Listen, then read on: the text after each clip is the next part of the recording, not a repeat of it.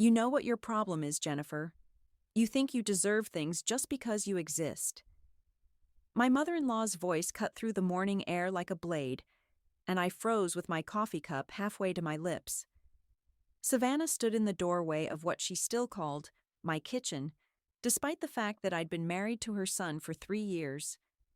My name is Jennifer, and I should have seen this coming. I'm sorry? I set the cup down carefully, buying myself time. The lake house. Savannah glided into the kitchen wearing her signature pearls and that smile that never reached her eyes. Brent mentioned you've been asking about it again. The lake house. God, how many times had I heard about this mythical property? Savannah had been obsessing over it for months. Some sprawling estate on Lake Hartwell that had just hit the market. Every family dinner became a slideshow of real estate photos and breathless descriptions of boat docks and wine cellars. I just thought it might be nice for the family, I said. Nice. She laughed, but it sounded like breaking glass. Darling, nice as a casserole for the church potluck. This house is a statement. It's legacy. It's... She paused, studying me like I was a stain on her marble countertop. It's not for people who don't understand what legacy means. There it was. The orphan card. She never said it directly. Savannah was too refined for that.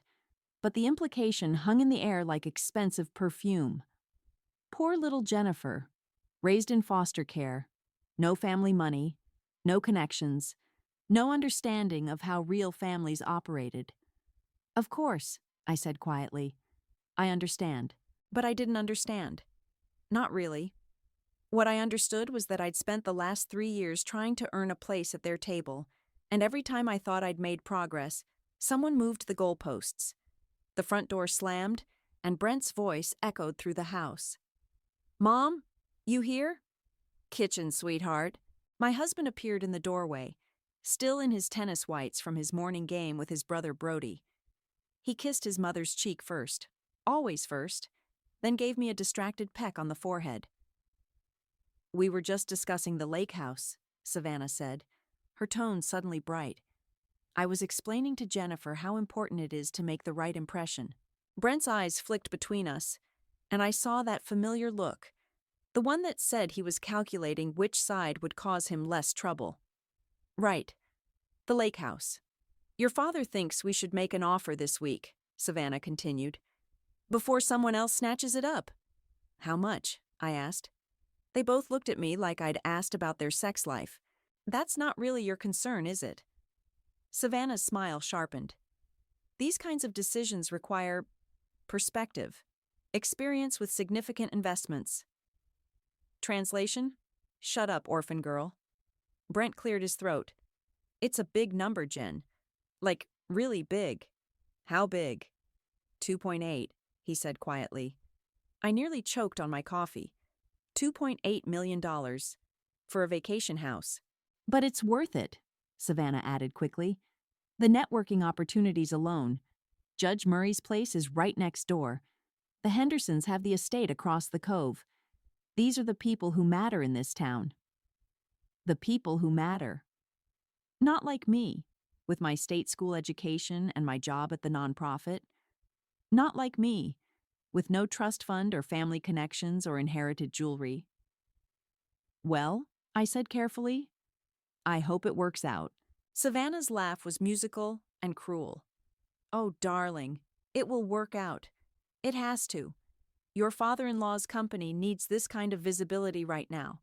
The right social connections can make or break a business. She was talking about Michael's construction company, which had been struggling lately. I'd overheard enough whispered phone calls to know they were bidding on some major contract that could save everything. Speaking of which, Brent said, we should probably head out soon. Brody's expecting us for lunch. Of course. I stood up, already knowing I wasn't invited. Sunday lunches were for family. Real family. After they left, I sat alone in the kitchen that would never really be mine, staring at the real estate listing Savannah had left on the counter. The lake house was beautiful, I had to admit. Sprawling and elegant, with floor-to-ceiling windows overlooking the water and a dock that stretched into the lake like an invitation.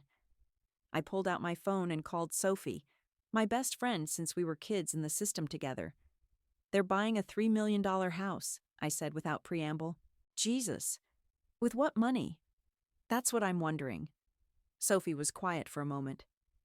"Jen, you know you don't have to take this shit forever, right?" I looked around the kitchen, with its designer fixtures and family photos that didn't include me. "What choice do I have?" "You always have choices. You just have to be brave enough to make them." After I hung up, I found myself staring at the lake house photos again. Something about it called to me. Maybe the way the light hit the water, or the promise of peace in those wide-open spaces. On impulse, I called the realtor. "I'd like to schedule a viewing," I said, "for the Lake Hartwell property."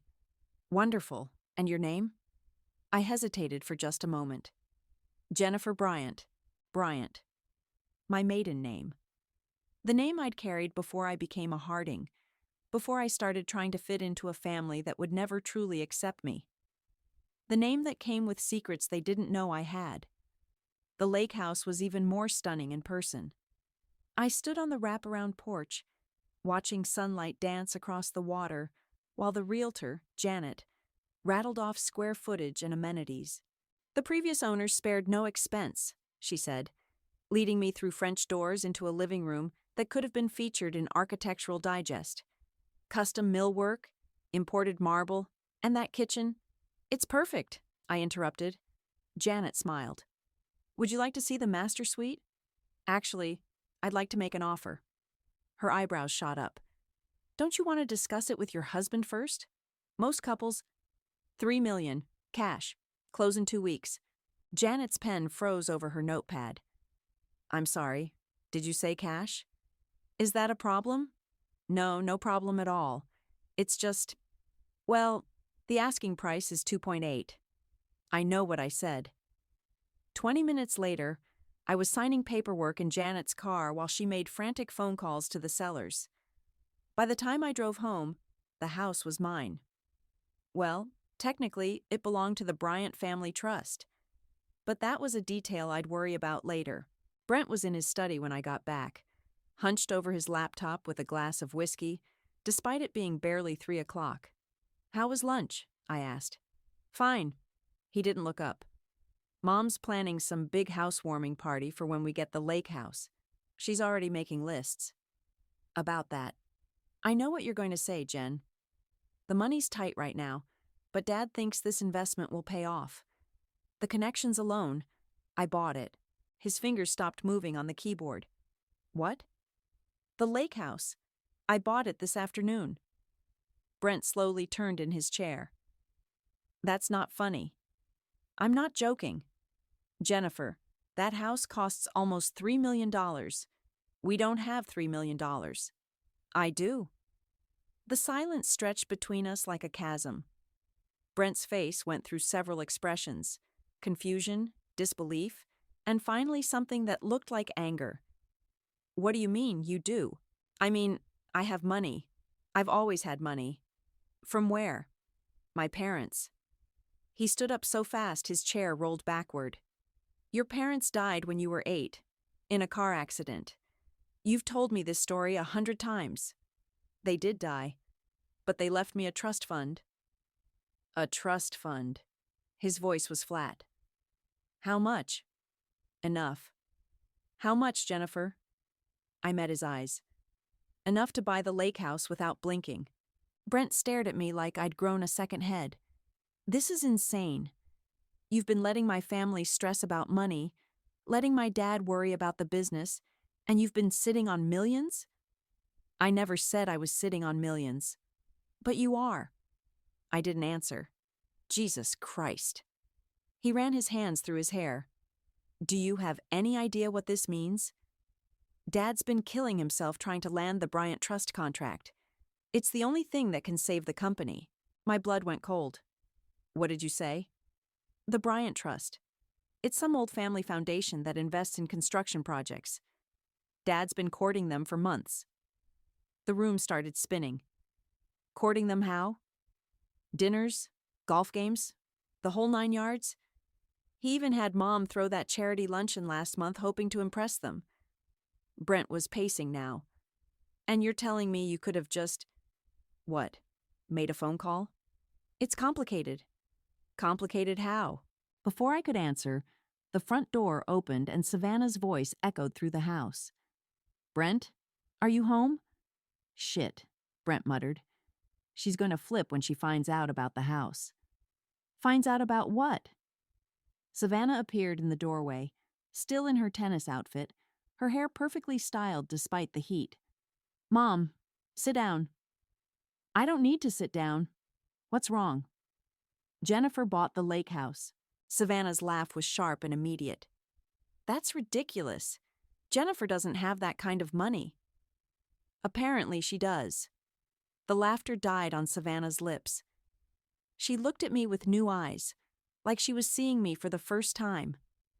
Is this true? Yes. How? Inheritance. From who?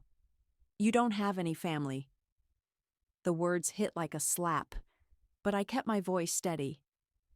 From my parents. Your parents were nobody, Savannah said coldly.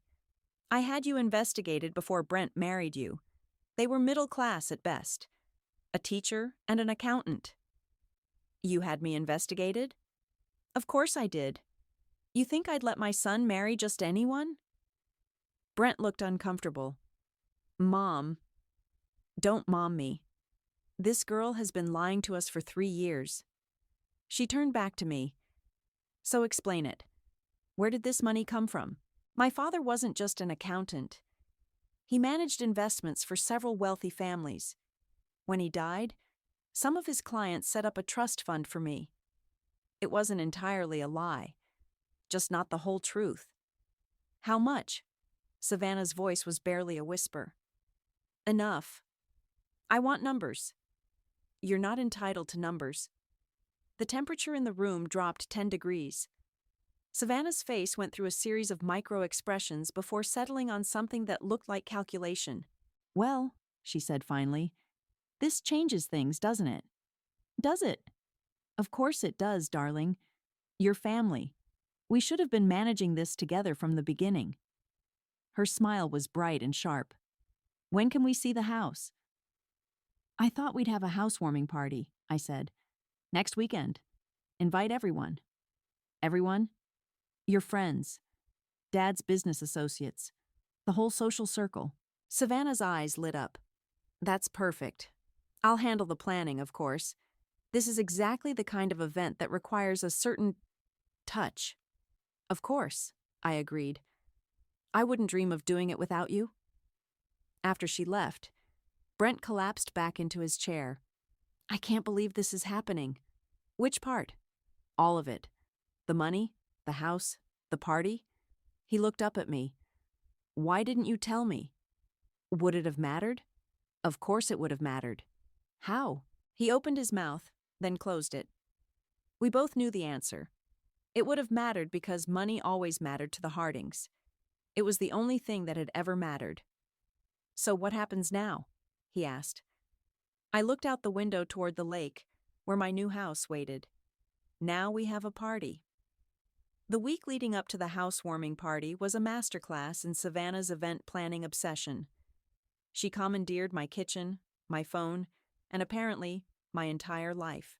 The caterers will arrive at 2, she announced, checking items off her color-coded list. Flowers at 3. I've arranged for valet parking because God knows half these people can't be trusted to park their own cars without scratching something. I nodded from my spot at the breakfast bar, watching her orchestrate what she kept calling the social event of the season. And Jennifer, darling, about your outfit. What about it? Well, you'll want to look the part. This isn't a backyard barbecue. These are important people. I understand. Do you? Because Judge Murray will be there, and his wife Patricia is very particular about appearances. And the Hendersons are coming, of course. David Henderson owns half the commercial real estate in the county. Sophie appeared in the doorway, carrying coffee and wearing an expression I recognized as barely contained rage. Morning, Savannah, she said sweetly. Still planning Jennifer's party for her? Savannah's smile tightened. I'm simply ensuring everything goes smoothly. This kind of event requires experience. Right, because Jennifer's never thrown a party before.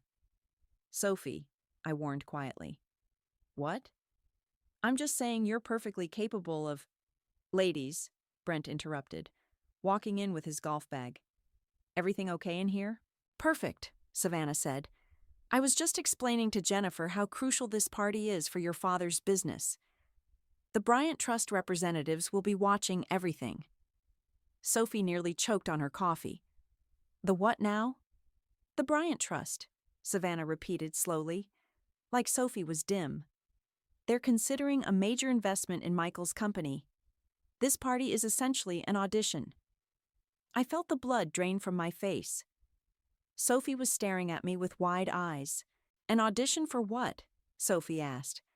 To prove we're the kind of family they want to do business with. Stable, established, connected.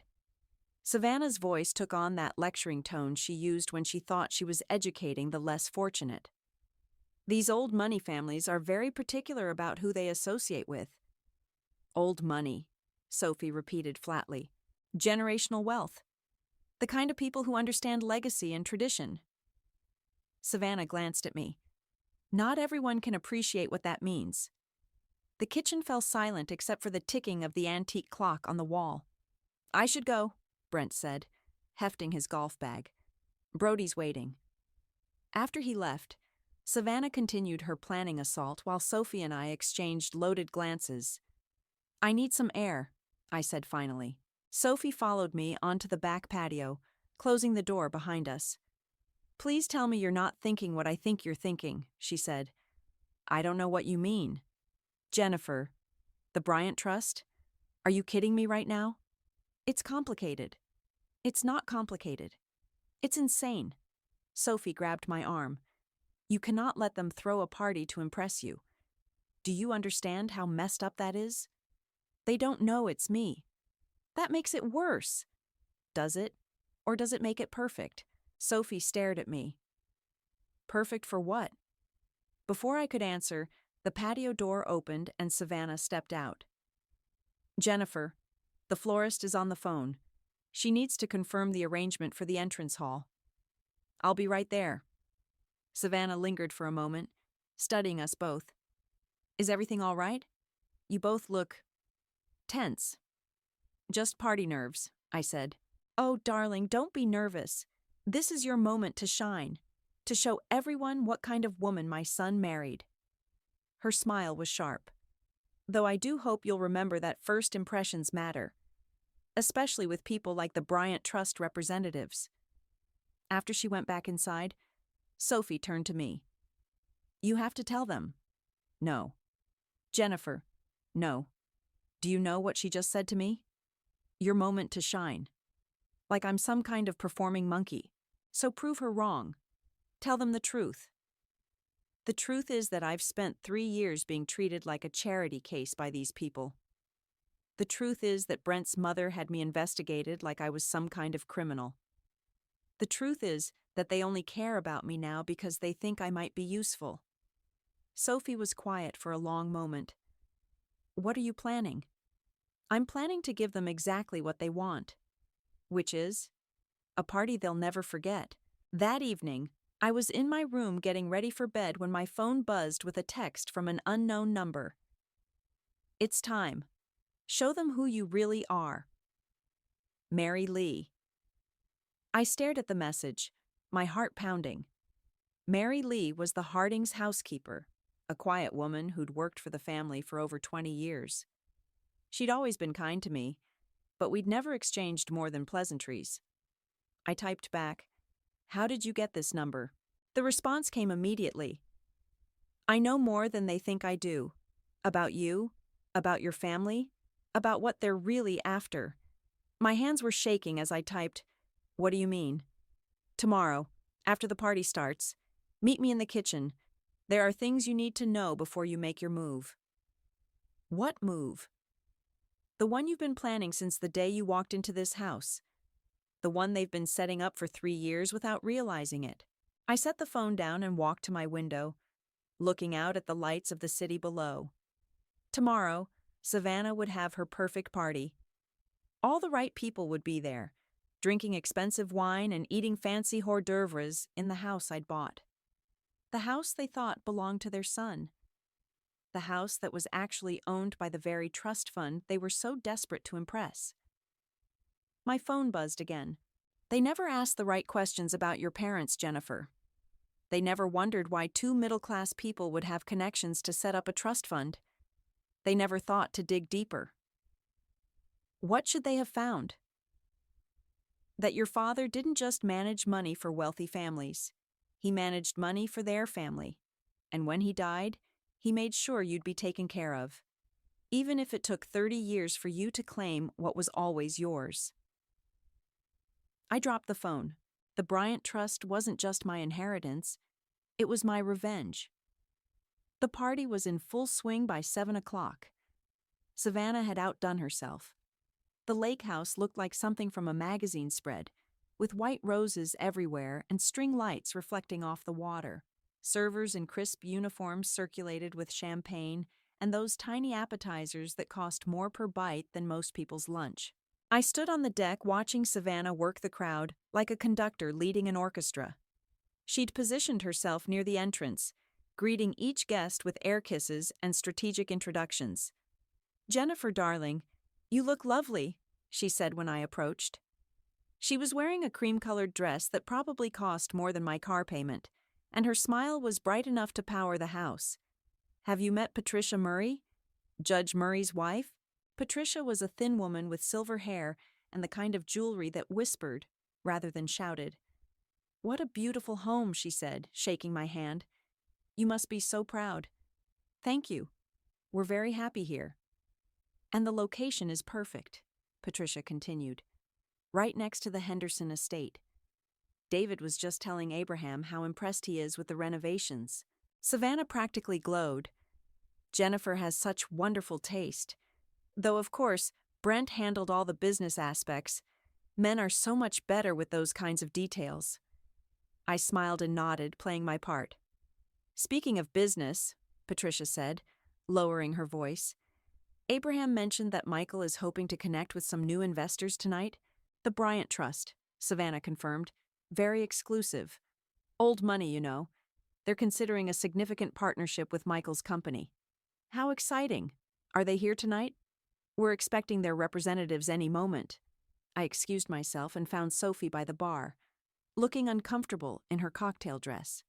"This is surreal," she muttered, accepting a glass of wine from the bartender. "I keep waiting for someone to ask me to clear their plates." "You look beautiful." "I look like I'm playing dress-up."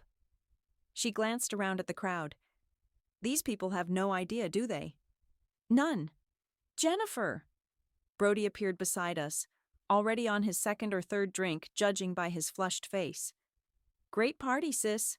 Mom really outdid herself." "She did." "Dad's over there talking to Judge Murray about the Bryant Trust thing. He's nervous as hell." Brody laughed.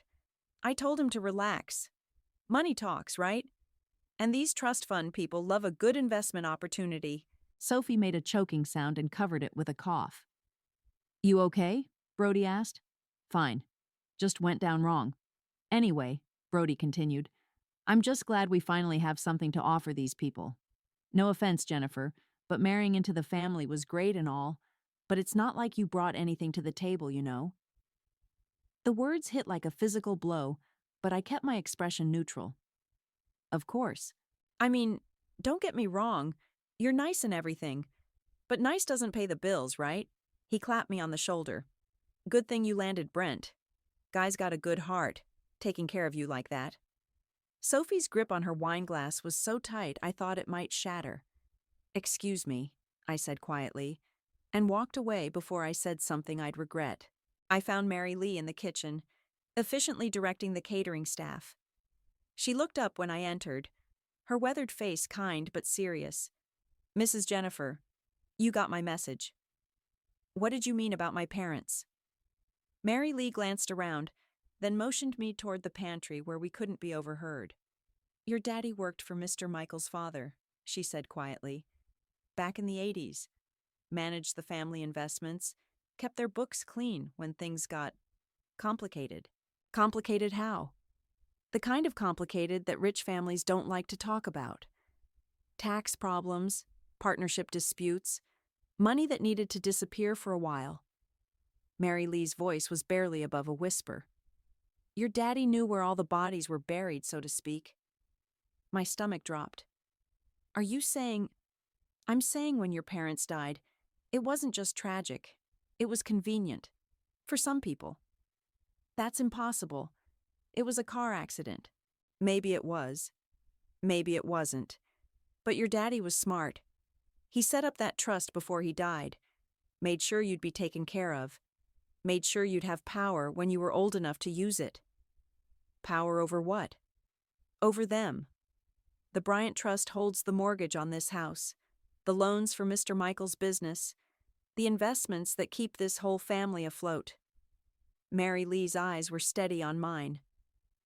You don't just own this house, child. You own them. The kitchen door swung open and Brent appeared, looking harried. There you are. Mom's looking for you. She wants to do the toast. I followed him back to the main room, my mind reeling. The crowd had gathered around the fireplace where Savannah stood with a champagne flute, commanding attention like she was born to it. Friends, family, honored guests, she began, her voice carrying across the room. Welcome to our beautiful new home. Our home. Not my home. Our home. This house represents everything we value: family, tradition, and the importance of knowing where you belong. Her eyes found mine across the room. Some of us are blessed to be born into legacy. Others, she paused, her smile sharpening. Others have to earn their place. A few people chuckled. I felt heat rise in my cheeks. My daughter-in-law Jennifer has certainly earned her place in our family. From humble beginnings, she was raised in foster care, you know. She's worked so hard to become the woman she is today.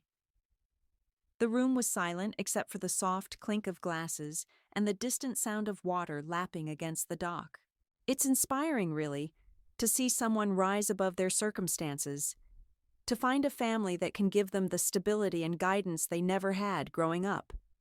Savannah's voice was honey over broken glass. Jennifer may not have been born with advantages, but she's learned to appreciate them. Haven't you, dear? Every eye in the room was on me. I could feel their pity, their condescension, their satisfaction at being reminded of their own superiority. Of course, I said quietly. So let's raise our glasses to Jennifer and to the power of family to lift up those who need it most. The toast echoed around the room, but the words felt like stones. My phone buzzed. A text from an unknown number. The Bryant Trust representatives have arrived. They're waiting in the study. I looked up to find Savannah watching me expectantly, along with everyone else.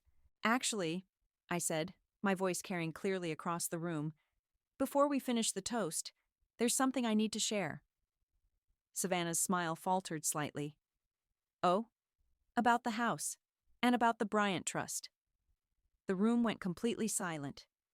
You see, there's been a small misunderstanding.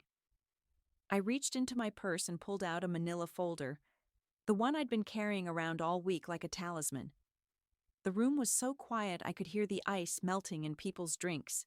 The deed to this house, I said, opening the folder, isn't in Brent's name. Savannah's champagne flute froze halfway to her lips.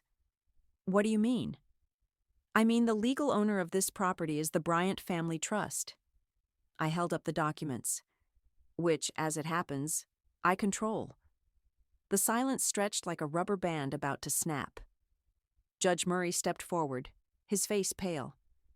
Did you say Bryant Family Trust? I did. That's impossible, Michael stammered from across the room. We've been trying to reach the Bryant Trust for months. They won't even return our calls.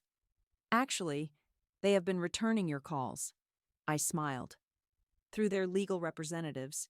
Every proposal, every dinner invitation, every golf game invitation, it all came across my desk. Brent was staring at me like I'd grown horns. Jennifer, what are you talking about?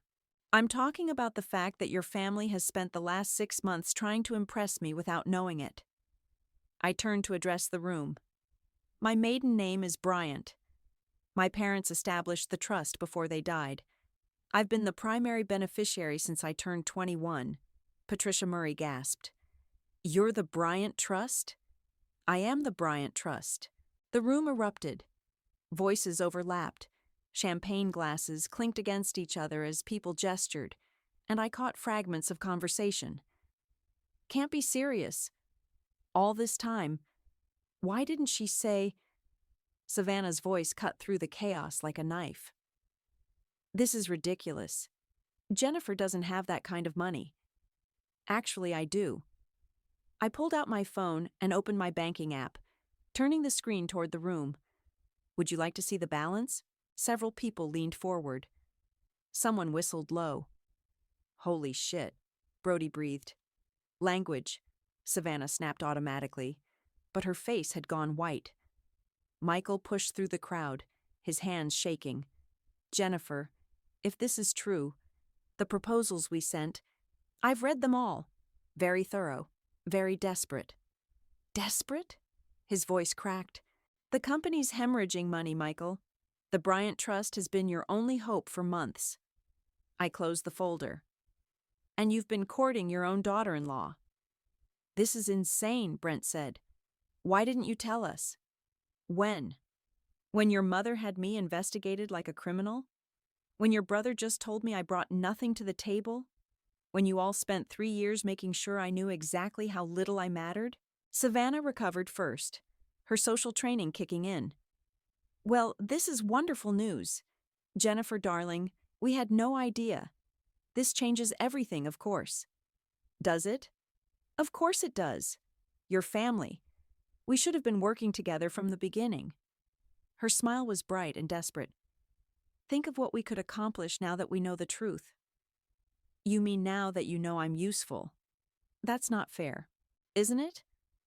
I looked around the room at all the faces staring back at me, some shocked, some calculating, some openly greedy. 5 minutes ago, I was the poor little orphan who needed to be grateful for your charity. Now I'm family again. Judge Murray cleared his throat. Jennifer, about the business proposals. What about them? Well, given the family connection, perhaps we could discuss terms more informally? You mean give you a deal because I married your friend's son? I mean recognize that family takes care of family. I laughed, and the sound was sharper than I intended. Family. Right. Sophie appeared at my elbow, her face flushed with anger. Maybe we should go. No, I said firmly. I'm not done. Savannah stepped forward, her composure cracking. Jennifer, I think there's been a misunderstanding. We've always welcomed you. Have you? Because I distinctly remember you telling me just last week that I don't understand what legacy means. I was trying to help. You were trying to put me in my place, the same place you've been trying to keep me for 3 years. I turned to address the entire room. You want to know about legacy? About understanding what family means? The crowd waited. My father managed investments for wealthy families his entire career. He was honest, hardworking, and loyal. When he died, his clients, people who respected him, set up a trust to take care of his daughter. That's legacy. Jennifer, Brent started. I'm not finished. My voice was steady now, controlled. For 3 years, I've watched this family stress about money while sitting on the solution. I've listened to you talk about the importance of connections while treating me like I didn't matter. I've smiled and nodded while you made jokes about my background and my worth. Michael stepped forward, his face desperate. If we've made mistakes... You haven't made mistakes, Michael. You've made choices. Every snide comment, every exclusion, every reminder that I didn't belong. Those were choices. What do you want? Savannah's voice was barely controlled. I want what I've always wanted. Respect. You have it. Do I? Because 5 minutes ago, your son told me I brought nothing to the table. Your other son has spent 3 years treating me like hired help. And you— I turned to face Savannah directly. You just gave a toast about how generous your family is for taking in a poor orphan. The room was dead silent. So here's what's going to happen, I continued. The Bryant Trust will consider Michael's proposals, but the terms have changed. What terms? Michael asked quietly. You want my money? You apologize. Publicly. All of you. For 3 years of treating me like I was beneath you. Jennifer, Brent said, you're being unreasonable. Am I? Or am I finally being reasonable for the first time since I walked into this family? Savannah's mask finally slipped completely. You can't be serious. Try me. The standoff stretched between us like a wire. Around the room, guests shifted uncomfortably, some already edging toward the door. Fine, Savannah said through gritted teeth. I apologize. For what? For not appreciating your contributions to the family. Not good enough. Her jaw clenched. For treating you poorly. Still not good enough. What do you want me to say? I want you to say what you mean, what you've always meant. Savannah's composure cracked completely. Fine. I'm sorry I treated you like you didn't belong here. I'm sorry I made you feel small. I'm sorry I never thought you were good enough for my son. Her voice rose with each word. Is that what you wanted to hear? It's a start. That's when my phone rang. The phone's shrill ring cut through the tension like a blade. I glanced at the screen. My lawyer's office. Excuse me, I said, stepping away from the crowd. This is important. Jennifer, don't you dare. Savannah started. I held up a hand and answered. Hello? Ms. Bryant? This is David from Richardson and Associates. I'm calling about the Henderson property acquisition you asked us to expedite. My blood went cold. I'd forgotten about that completely. Can this wait? I'm afraid not. The sellers are demanding an answer tonight, and there's been a complication. Someone else has made a competing offer. I could feel every eye in the room on me, but the conversation was too important to ignore. How much? $4.2 million. Cash. The number hit me like a physical blow. I'd been planning to buy the Henderson estate next door as a surprise for Brent, thinking it would be a peace offering after tonight's revelations. Now someone was trying to outbid me. Who's the other buyer? I can't disclose that information, but they're local. The offer came in an hour ago. I looked up to find Brent watching me with an expression I couldn't read. I'll call you back. Jennifer, we need an answer by midnight or— I hung up and turned back to the room. The party guests were still there, but the energy had shifted. People were whispering, checking their phones, and I caught several pointed looks in my direction. Everything all right? Judge Murray asked. Fine. Just business. Savannah's laugh was bitter. Business? Of course, because that's what this is all about, isn't it? Money and power. Says the woman who just spent 10 minutes begging for both. I wasn't begging. You were groveling. I looked around the room. You all were. That's when I noticed Tiffany standing near the back of the crowd. Brent's ex-girlfriend, the one who'd somehow remained close to the family despite their breakup. She was smiling, but it wasn't a friendly smile. Tiffany, I said, I didn't realize you were here. Wouldn't miss it for the world. She stepped forward, her phone in her hand. This has been absolutely fascinating.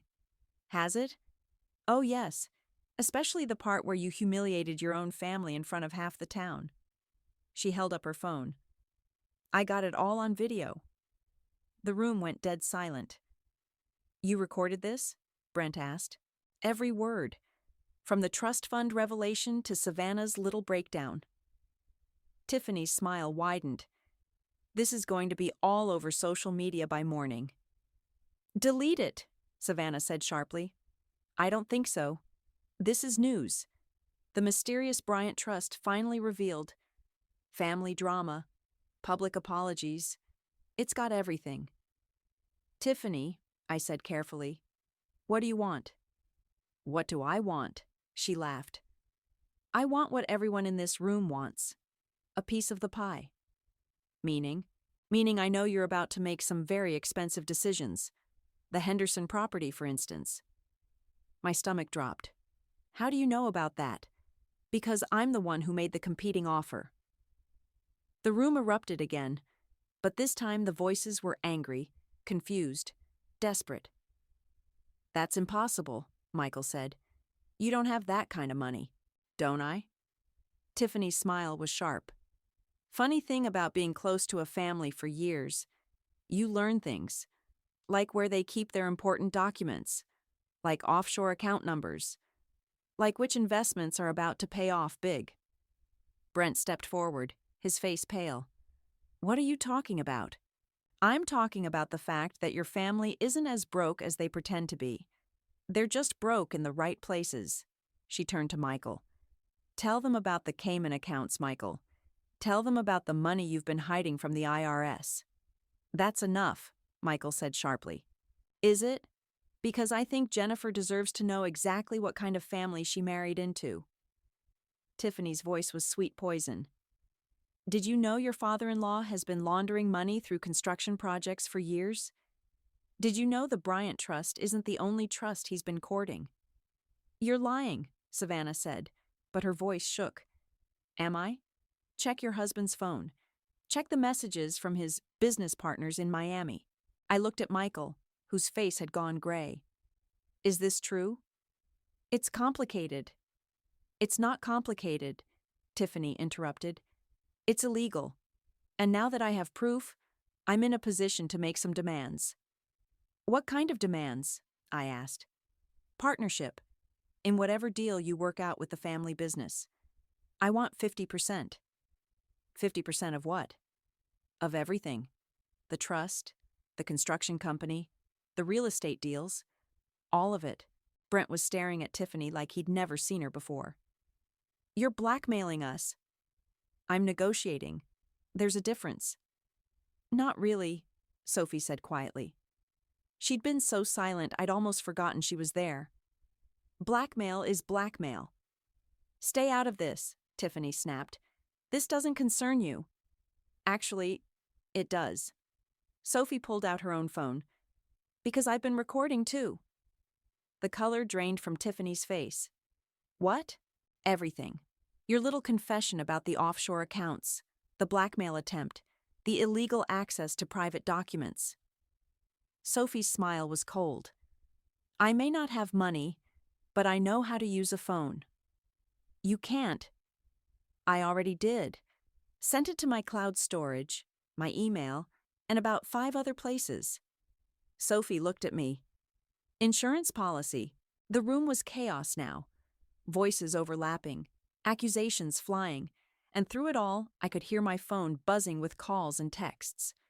Word was getting out, and fast. Enough, I shouted, and everyone fell silent. Everyone out. Now. Jennifer, Brent started. I said everyone. This party is over. People began filing out, some quickly, others lingering to catch more drama. Within 10 minutes, the house was empty except for family and Sophie. Well, Savannah said bitterly, I hope you're happy. You've destroyed everything. Have I? Or have I just revealed what was already there? What happens now? Michael asked quietly. I looked around at the faces staring back at me. My husband, who'd never really defended me.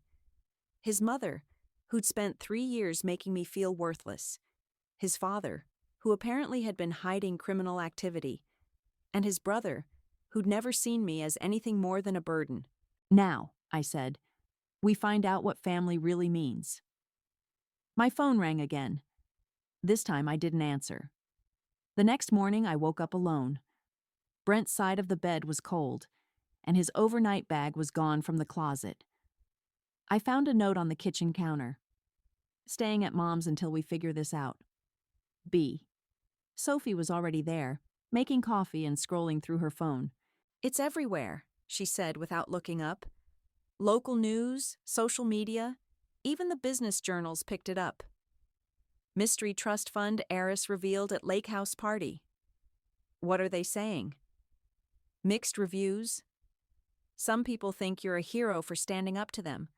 Others think you're a vindictive bitch who humiliated her own family. She looked up. The comments section is brutal. My phone had been buzzing nonstop since 6 a.m. Reporters, lawyers, business associates, and people I hadn't heard from in years. I'd turned it off after the 15th call. Any word from Brent? Radio silence. But Brody posted something on Instagram. She showed me her screen. Quote, "When people show you who they really are, believe them the first time." Subtle. About as subtle as a brick through a window. Sophie poured me coffee. What's the plan? Before I could answer, the doorbell rang. Through the window, I could see a black sedan in the driveway. Lawyers, I muttered. But when I opened the door, it was Tiffany. She looked like she hadn't slept, her usually perfect hair disheveled and her makeup smudged. "We need to talk," she said. "I don't think we do." "Please, 5 minutes." Against my better judgment, I let her in. Sophie immediately positioned herself between us, arms crossed. "I want to make a deal," Tiffany said. "You're not in a position to make deals." "Aren't I? Because last I checked, I still have information that could destroy Michael's business completely. And I have video of you admitting to blackmail and theft. Mutually assured destruction, then." Tiffany sat down uninvited. "Look, I don't want to hurt anyone. I just want what's fair." "Fair," Sophie laughed. "You tried to extort money from people at a party. I tried to get compensation for years of being used by this family." Tiffany's voice cracked slightly. "Do you know what it's like to be kept around as a backup plan? To watch the man you love marry someone else while his mother keeps telling you to be patient?" I stared at her. "Savannah told you to wait for Brent? For 3 years. She kept saying the marriage wouldn't last, that you'd never fit in, that eventually he'd come to his senses." Tears started running down her cheeks. "I wasted 3 years of my life waiting for him to leave you." "That's not my fault." "Isn't it? You knew he didn't love you." "Not really. You knew this whole family was using you. But you stayed anyway because you liked the idea of belonging somewhere." The words hit harder than I expected. "Get out. I'm not wrong, am I? You could have left any time. You had the money, the power, the independence. But you stayed because being treated badly by a family was better than having no family at all. I said get out." "Fine. But think about what I said." Tiffany stood up. "And think about this. If you destroy Michael's business, you're not just hurting him. You're hurting everyone who works for him. 43 employees, Jennifer. People with families, mortgages, kids in college. After she left, Sophie and I sat in silence for a long time. "She's not wrong," Sophie said finally. "About what?" "About the employees. About you staying when you could have left." She turned to face me. "Why did you stay, Jen? Really?" I stared out at the lake, watching the morning light dance on the water. Because I thought if I tried hard enough, if I was good enough, they'd eventually accept me. And now? Now I know they never would have. Not unless I had something they needed. My phone buzzed with a text from an unknown number. "Check your email." Mary Lee. I opened my laptop and found a message with several attachments. Financial records, legal documents, and a letter addressed to me. "What is it?" Sophie asked. I opened the letter and read aloud. "If you're reading this, then the truth has finally come out. Your father suspected something might happen to him, so he made arrangements. The Bryant Trust was never just about taking care of you. It was about giving you the power to seek justice when the time came." Justice for what? I scrolled through the financial records. For this. Michael's father didn't just employ my dad, he killed him. Sophie's coffee mug hit the floor and shattered. It wasn't a car accident, I continued reading. Your father discovered that Robert was embezzling from client accounts, using the construction business to launder money. When your father threatened to expose him, Robert arranged the accident. I have proof. The room was spinning. Mary Lee has been sitting on this for 23 years. Why didn't she come forward? Because she was scared. But now? I looked at the final document. Now she's giving me everything I need to destroy them completely. The front door opened and Brent walked in, looking haggard. We need to talk, he said. Do we? Jennifer, please. This has gone too far. Has it? Because I'm just getting started. He saw the documents spread across the table. What's all this? Evidence. That your grandfather murdered my parents. Brent's face went white. That's impossible. Is it? Because it explains a lot. Why your family was so interested in keeping me close. Why they never wanted me to dig too deep into my past. Why they were so desperate to access the Bryant Trust. You're talking about my family. I'm talking about murderers. Stop. His voice was sharp. Just stop. You're destroying everything. The business, the family, our marriage. For what? Revenge? For justice. It's the same thing. No, it's not. Isn't it?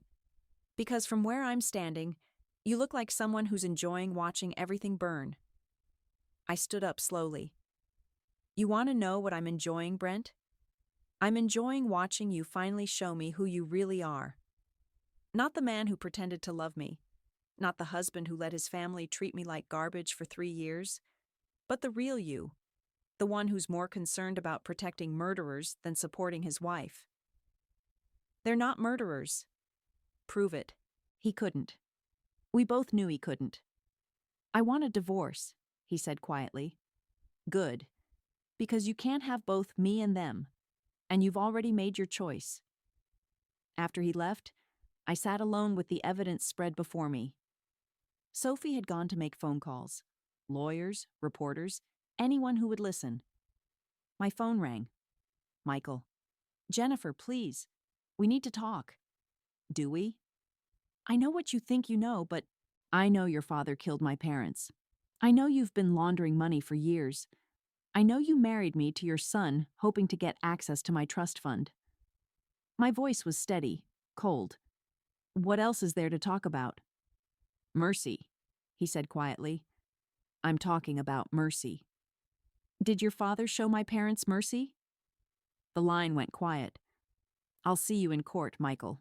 I hung up and walked out onto the deck. The lake was calm, reflecting the sky like a mirror. In a few hours, this would all be public. The Harding family would be destroyed, their business ruined, their reputation in tatters. I should have felt victorious. Instead, I felt empty. The courtroom was packed. I sat in the front row, watching Michael's lawyer shuffle through papers while the prosecutor laid out the case. 23 years of buried evidence, financial records, and Mary Lee's testimony had built an airtight case. The defendant used his construction company as a front for money laundering operations spanning 2 decades, the prosecutor said. When Thomas Bryant threatened to expose these crimes, the defendant arranged his death. Michael looked smaller than I remembered, hunched over the defense table in a suit that seemed too big for him. Savannah sat behind him, her face a mask of controlled devastation. The judge called for a recess, and I stepped outside for air.